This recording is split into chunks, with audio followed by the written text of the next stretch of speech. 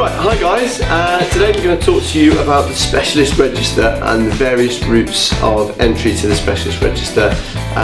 Some of those which are more geared towards UK doctors, and then obviously those that are more favourable for international doctors as well.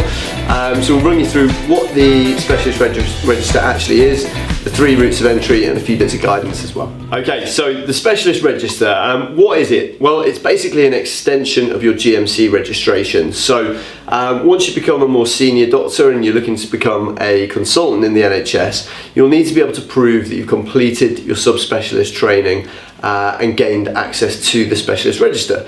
So if you go onto the GMC's website, you can search any doctor's name, and if they're a consultant, it will say that they're entered onto the Specialist Register, and it will tell you which subspecialism they're entered for. So if you're a paediatrician, it will show as paediatrics, and if you've got a subspecialist interest like neonatology within paediatrics, it would show that too. It will also show the date that you've been entered from, and it's a necessary thing if you want to take up a substantive job as a consultant in the NHS. There's 3 routes of entry to joining the Specialist Register. The first is CCT, the second is CESR, and the third is CESR Combined Programme, the CESR CP programme. And we're going to talk about those 3 in a bit more depth in a second. Okay, so the first route of entry to the Specialist Register is CCT. This tends to be the traditional route for a UK-based doctor because it requires that you've done all of your training right from the very beginning up to becoming a consultant in the UK and in a GMC approved training system, so basically NHS training systems.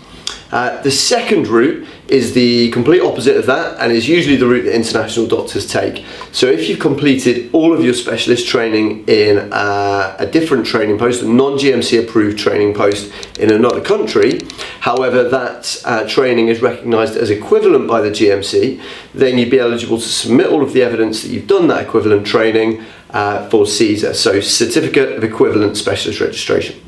The third route is CESR Combined Programme. So it may be that you've done some of your specialist training in a foreign country, but then entered the UK and started maybe at ST4 or ST5 level.